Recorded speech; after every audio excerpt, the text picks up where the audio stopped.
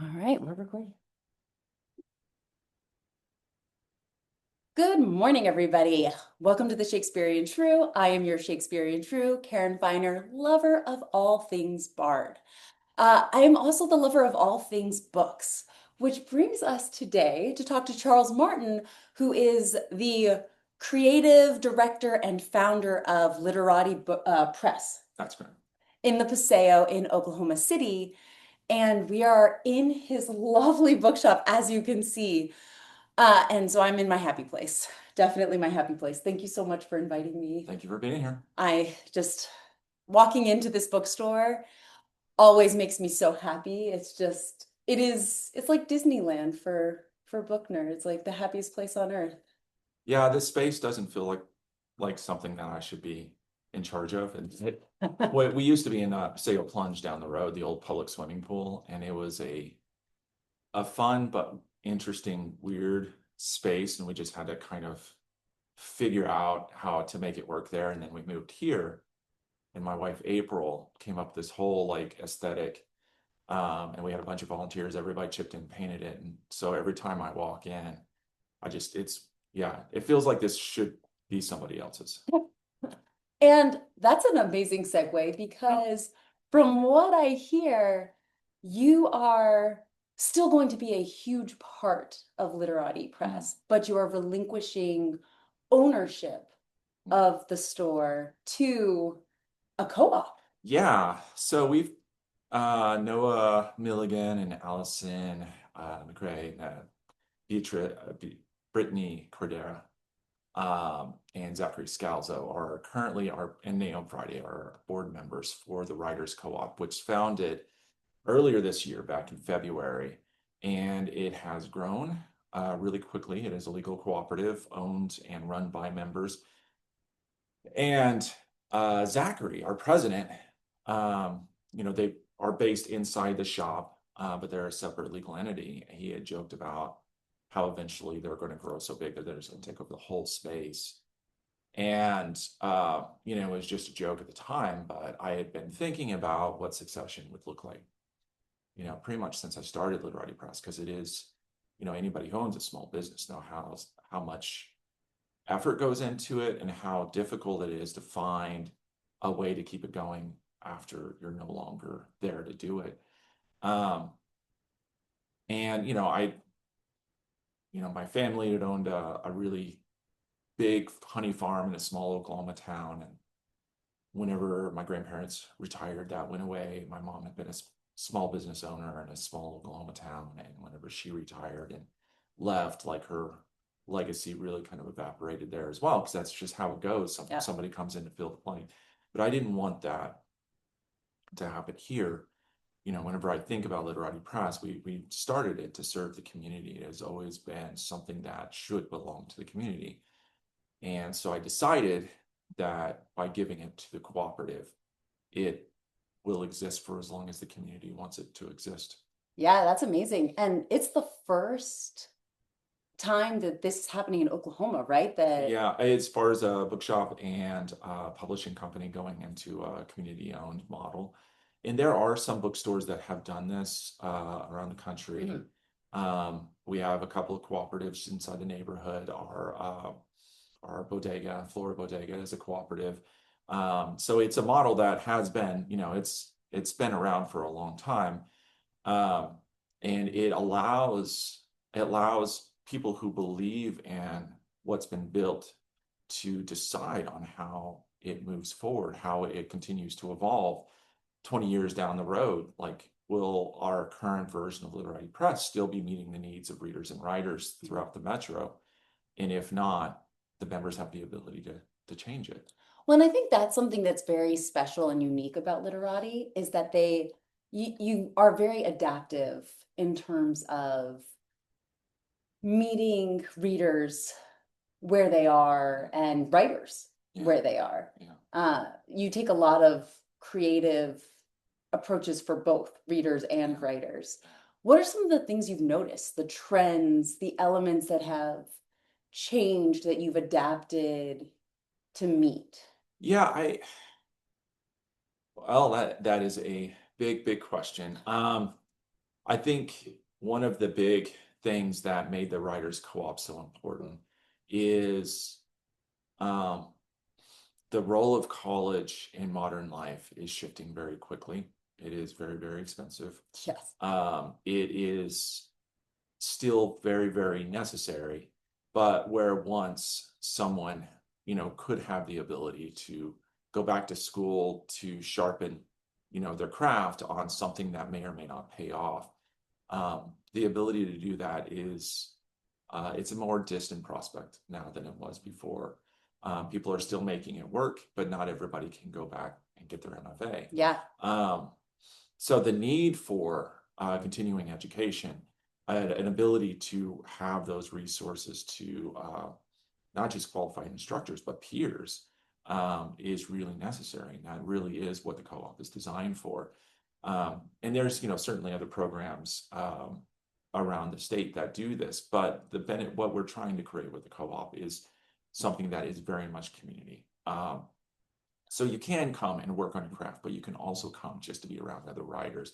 And creative energy is very infectious. So if you're wanting to create more, be around others who are still in the fight with you and seeing what they're doing. And it's not so much competition as it is just feeding off of everybody's energy and seeing, well, if they're able to, write a few pages a day, I can too.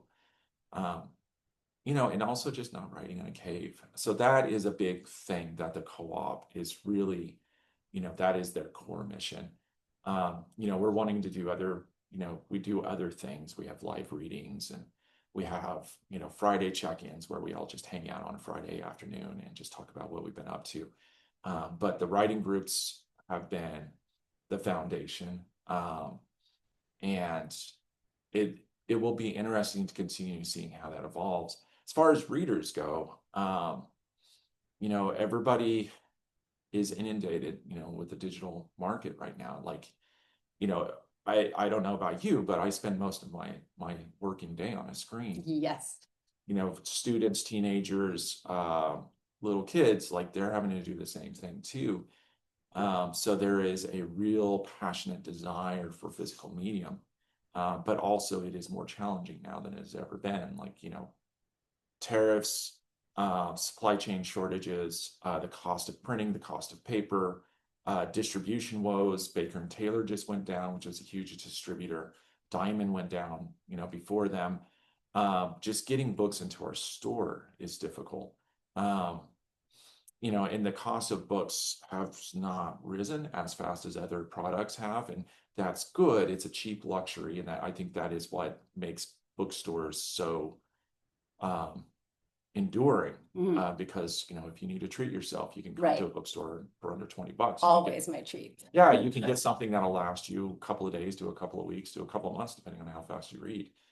You can't really say that about anything else. Something where you're going to spend 10 hours, 20 hours, 30 hours on one particular thing that you get for less than $20. That also is one of the best things you can do for your brain. So it's like going to the gym, but less sweat. I mean, but you always have to, work out those arm muscles to make sure you can hold your books up. Yeah. Yeah, I just packed up all of my books to go to Germany. How many are you taking? So I had shipped 2 books in my prior shipment because it was a faster shipment and they were my really valuable, fragile books. Yeah. And then in this one, I sent 42 boxes of books. I mean, did you pack those on a pallet? Yes. Yeah. Yep, those went on pallets and sent. They're going on a slow boat to China. Good for you. Well, to Germany. I mean, that's awesome. Yeah, that sounds about right. Oh my gosh, it was so funny because of my things, those are my most valuable. Yeah. And so I was trying to explain to them because they were like, well, what's high value? And I was like, the books. And they were like, the books? Yeah. And I was like, yes, the books are my most valuable possessions. I mean, it's your art collection. Correct. And I actually have a lot of first editions, signed editions, specialty books. And I always joked because I was like, if anybody robs me, they're not going to think to go to the books. Yeah. But and that's where all the money is. Yeah, they're too heavy, too bulky to carry out. Nobody steals books. That's not entirely true. But it's a harder steal. It is not what most thieves will think about. Um, yeah, my parents, they had my dad, after my mom passed away, my dad, downsized. He lives on my brother's land now, just so he can go out and bother my brother as he's working on his farm. And they had to downsize their books considerably. They had a massive library, and that was the thing that my mom would spend money on. That she Yeah. wouldn't, you know, whenever they got closer to retirement, she was a little bit freer with the dollars. But whenever we were coming up, we didn't have a lot of money. So, we would get clothes on our backs, but she would sacrifice, she would sacrifice a lot just so that she could make sure that she still had books coming in. Because, that was having a library was very important to her. And it was important for us as well because she wanted us to be readers. Obviously, it Obviously worked. that worked. Yeah. Yeah. So is that a big part of what drove you to opening? Because you started this bookstore with one bookshelf Mhm. and a desk, Right. basically, and then Yeah. it grew into this beautiful community cooperative. Yeah, even before that, like Literati Press started in 2010, and we started as a publishing company, and then it was just me and my bedroom, stacking boxes in my closet, and even then, it was meant to be a platform for a lot of like-minded writers and storytellers. We were doing comics and we were doing novels, um, and it was the idea that like writing was a very lonely craft. And I've gone and done signings just on my own, just me and my book on a card table in a bookstore where most of my sales come from people who just feel sorry for me, and which is fine, their money spends. But I quickly realized, like, if you have more people as part of what you're doing, not only does it add legitimacy, but it adds vitality.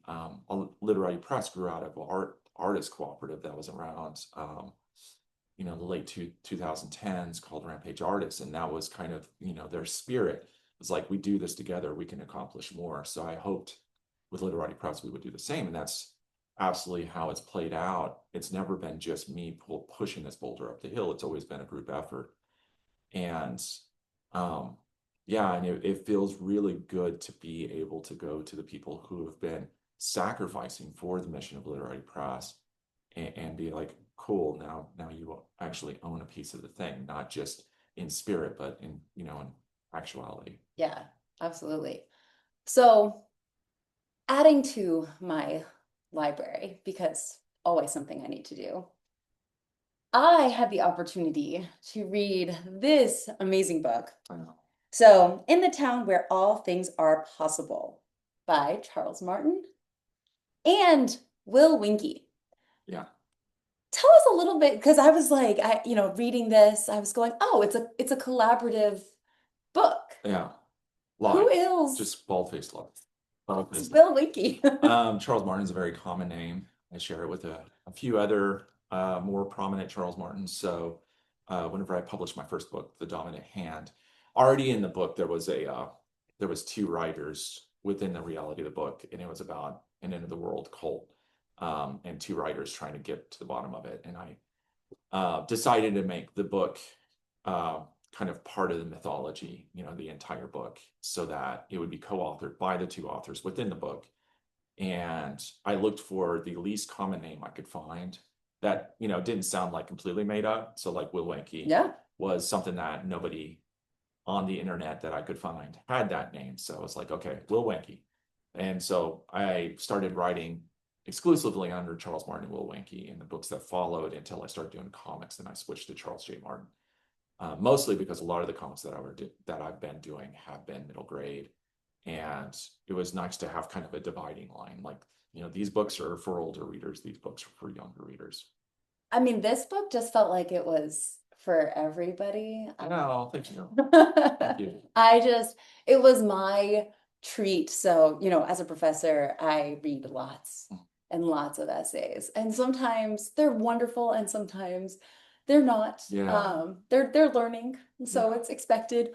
But this was always like my end of the day Oh. chance to just read something that was so fun and involving and just allowed me to disappear into this town where I just wanted to like pack my bags and go. Yeah. I was like, how do I move here? Yeah. Can I ship my stuff from instead of Germany? Can I ship it to this town?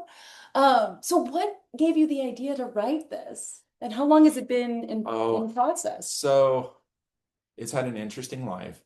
Um, All the best books do. yeah, I I started a writing exercise over a decade ago where I was writing a flash fiction piece every day based on dictionary.com's word of the day. So I'd get in my email box, I'd open it up, I'd read it, and then I would give myself an hour to write a flash fiction piece based on that story. And sometimes as I got towards the end, I started having kind of a plan, like a story arc I was trying to knit together. But most of them were just one-offs. So I didn't know I wouldn't know nothing about the story until I saw the work. Right. And then after I did that for a year and a half, 2 years, I decided I wanted to write a book the same way. But I wanted to do a chapter a week. So I had a little bit more time to polish. And at that time, we were considering the possibility of opening a bookstore. It was whenever our landlord, Joy Reed Bell, was talking about opening up the public swimming pool down the road. And uh, I was curious about what that would look like. Literati Press was also on the cusp of another push. So, like, there's not continual growth all of the time. Usually it's, okay, let's try this new approach and then push, push, push, push, push. We learned what we learned. We failed where we failed. We succeed where we succeeded, kind of coast for a little bit and then push again. So that we were about to push again. Right. We had just had Heathen from Natasha Alterici just become just like this huge breakout success. And so we were trying to figure out, okay, what does that mean for us? What can we do? So it was a time of cautious optimism. But halfway through writing the book and releasing it online, I had this really hopeful novel that I lost trust in. And so I made a hard pivot to create more tension, and I hated it ever since. Anyway, so like as we were getting close to our 15th anniversary, the Writers Co-op was doing well. Um, like there was genuine optimism, not like I think it could work out. It's like, oh Right. my God, it's working out. Um, I decided to revisit the novel because I wanted to have something come out for the 15th anniversary. And because this book kind of already came out, the rollout was going to be different. We were just printing it. But then I went back and read it. I was like, why, this book is good. Why didn't I ever release it? And then I got to that point where I lost faith in it. And I just like, turned the story to create more tension. I was like, oh yeah, that's right. And so I just rewrote it. Mhm. Now a lot of the beginning has a lot of the original meat to it. But I heightened the bookstore aspect because I went from like thinking, okay, what would it be like to own a bookstore to like, oh, I've owned a bookstore for a while now. Right. So It's actually funny because reading that part, I was like, oh, yeah, definitely somebody who has right. gone through we have all this product that is not our choices. What do we do with it? Yeah. Like, Yeah. And yeah, and it allowed me to carry the hopefulness throughout. Um, and that especially in today's dark times, that having an optimistic novel in your hands is not a bad way to live. no, I feel like it's a necessity to Yeah. existing at this juncture. Um, which I think is something that I just again what I loved so much about it is that it really is just a breath of a hope of what we're all looking for as things are looking a little dreary. Mhm. Um, And it helps, like,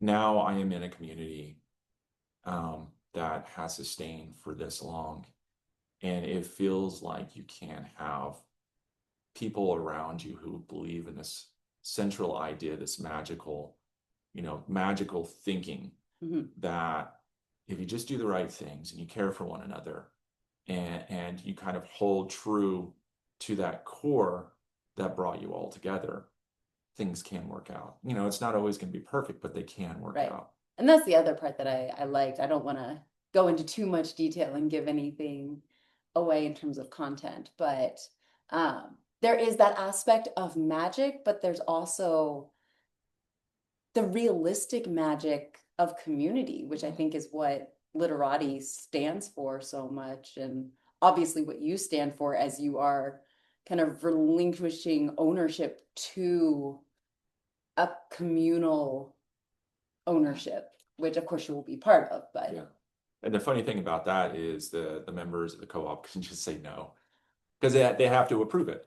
So like once everything is drawn up, like we've signed a letter of intent, so the path is there, and we've agreed on basically everything. So now it's just about getting all the contract language done, which won't take very long. But at that point, it goes to the vote of the members. So I can't just be like, here, this is yours now. They have to be like, we'll take this.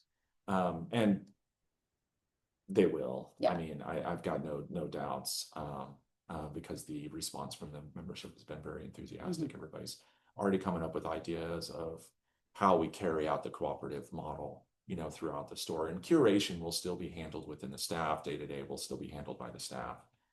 But, the overarching vision, that's something we all have to decide together. Yeah. Yeah. And I think that's what this is though, right? It's giving agency, which is the ability to say yes, to say no, to, and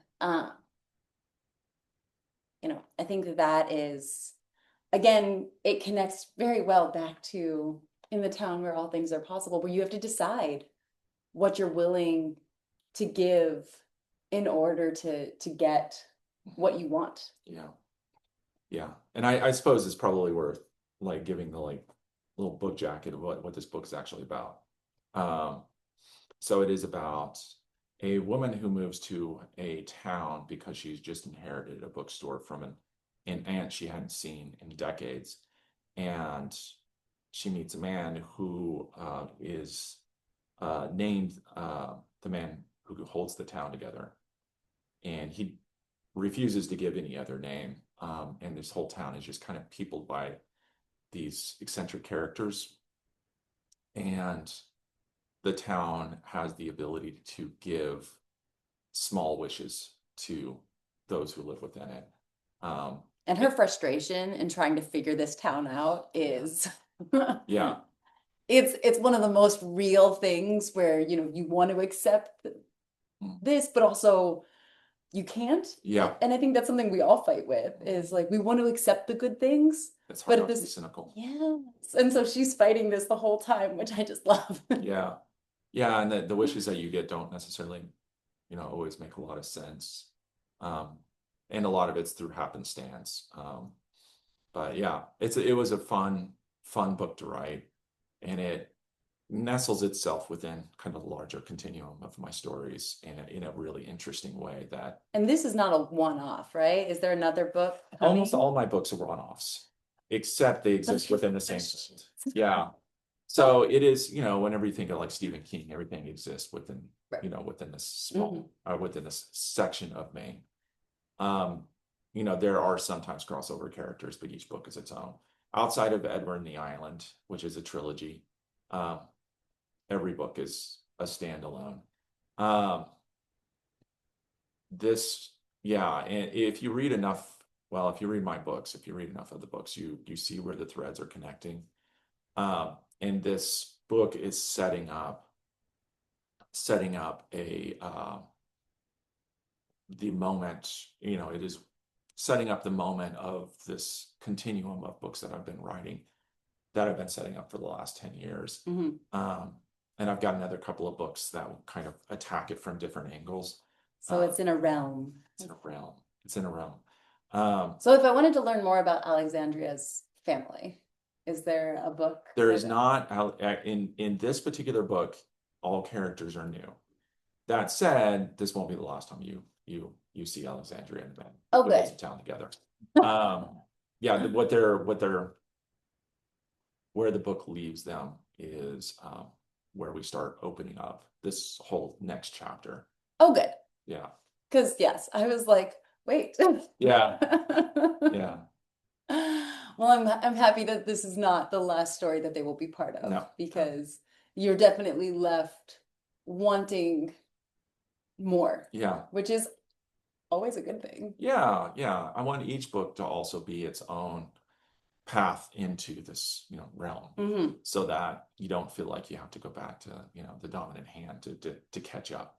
Um, which is also a book that I wrote, in 2008. I've grown a lot as a writer, so I don't necessarily want that to be my front door. I'm still proud of it and everything, but you know how it is. Oh yeah. Yeah. It's you go back and you read something and you're like, Could that was then. could have done better. Yeah. Yeah.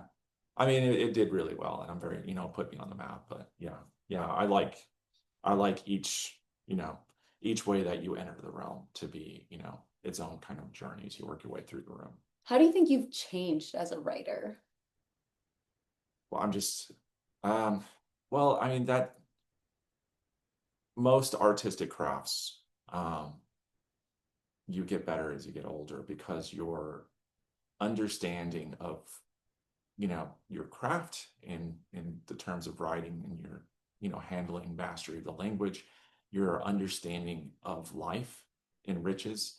You read more, you live more, so you're drawing from a deeper well than you were when you were younger. um, I think I trust myself more as a writer. I don't write with the same desperation that this is a precious thing that could go away at any moment. Like I've written for long enough and I've written enough that I know I can back away from my writing if I need to. I can back away from a story, and if it's important, I'll finish it. Um, but I don't know, this is a really hard thing to do. I had my therapist whenever I was um, a younger man. He was a guitar player, and he said that guitar players, it takes them 50 years to learn how to play. And I think that the same is true for any craft: acting, writing, painting. And it's not that a younger artist should feel like, well, I can't be any good right now. That's not the point. The point is, this is a long journey. And as long as you embrace the fact that this is something you will get better at until the moment you die, then you have the ability to continue to grow and to surprise yourself with what you're capable of. I have more, I'm more brave now as a writer than I was then, even though I don't tackle, some of the, edgy stuff that I did whenever I was younger. I'm brave because I'm more comfortable in who I am and telling the type of story that I want to tell, and I still work very, very hard, to make it as polished as possible, but knowing that like this has enough value that readers can find, can meet me. I Mhm. don't have to, I don't have to change who I am to entertain somebody. I can be exactly who I am, and there are readers who will find that engaging. Absolutely. So you gave us a really good exercise. I love the dictionary exercise. I love words. So for Yeah. me, that's a great exercise. Any other ones that you really like for young practicing or even older practicing writers? Um, I think I think the big muscle that every writer needs to develop is finishing. So, starting small, like it doesn't matter what you're doing, what you're creating, comics, novels, poetry, anything like that. Start small and finish, even if you finish it and never look at it again. It's important to build that I don't know, expectation of yourself, that you'll see it through to the end. Falling in love with editing, like editing is my favorite part of the process Mm, because it's not as painful as the rough draft. But that's something that you develop. It's not, I don't know that anybody's born, thinking, I'm going to go through this draft 20 times, but once you've done it enough and you realize that's where you actually get to play with your work. right. This isn't work anymore. This is just tinkering and having fun with it, and being able to also acknowledge whenever that time is over. And it's like, okay, now it needs to go out in the world. Um, Getting your work in front of people. That the reason I did the word of the day was because it forced me to put my work out where it could be judged every single day. And you don't always get feedback whenever you do that, especially in today's social media. But doing that as a way to keep yourself honest, and also like, journalism is kind of the same way. people are going to see this. So you need to make it as clean as possible. You need to fix your typos. You need to make it clear. You need to do it on deadline. Um, and those are invaluable. Like, and I think every writer should try and get into journalism at some point because man, it teaches you so much. Absolutely. So I mean, the finishing one hits home. It really hits home. And I love what you're saying. And this, I love that you finish something without it necessarily having to end. Mhm. Because that's where I felt like we were in this, where it was over, but it didn't end. Um, and so are you going to do a signing event or when Yeah. this? Um, it's weird having a bookstore whenever you release a book because people always know where to find you. Um, So are you telling the viewers that they just can possibly just find you here? just come to the bookstore. I'm probably here and I'll sign it for you. I think we'll probably do something at some point. Um, we got so busy thinking about the 15th anniversary that I kind of forgot about that aspect of it. We did a Kickstarter, um, and that was kind of our pre-sales event. And I kind of forgot about doing the signing. But if you come here on First Friday, which is always a good time to do it, I will for sure be here. That is That's coming up. it's So coming that, up. I don't know when this is coming out, but it's yeah, if you any First Friday. If not in November, then in December we'll be fine. yeah. So November 7th is going November to 7th, be you heard it here. First Friday. All right. So 2 days from now. So this is Wednesday, 2 days from now. Yeah, come out and get it signed. Come out and get it signed because yeah, it'll just make it even more special. Um, thank you. I just want to say thank you so much for writing this Mhm. fabulous book and letting me read it. It Well, was thank you for so much fun to read. all the kind words and thank you for doing what you're doing. And I'm excited to see what it looks like whenever you're abroad. The Shrew Abroad, it's going to be a very similar but very different Yeah. experience, I think. Mhm. But I'm excited. Margot, are you excited? Margot is the store mascot, and she is sleeping. Yeah. So come say hi to Charles, come say hi to Margot, come get your book, come get it signed, or there's a world of books. And the fun thing is that a lot of these books, I'm not sure how many other bookstores, you know, you can get them from. It's just such a great, It's a fun time to be in Oklahoma City bookstore because there's so many stores and each one of them has its own aesthetic. Like it feels like 150 years ago where you would go to New York and there would just be bookstores everywhere and you're like, that's where you go get, detective, that's where you go get westerns, that's where you get right. maybe not 150 years ago, 100 years ago. But yeah, it feels like we're returning to that. Or like Jewish delis. We're Jewish delis. Yeah, Where this one's known for the pastrami and this one's known for the matzo ball soup. there you go. There you go. So this is a delicacy in and of itself. So come check it out, see what merchandise they have, meet the amazing people they have working here because it is a family here and it is a community and it's a great thing to get involved in, whether you're a reader, a writer, or some amalgamation of the two. And now you can own a piece of it too. And now you can own a piece of it. And yeah, this would definitely be a place that you call home. All right, everybody. Well, thank you so much for listening, for watching. And just remember, all the world's a stage, and you too can be a shrew. Bye. Thank you so Oh, much. you're very welcome. Thank you.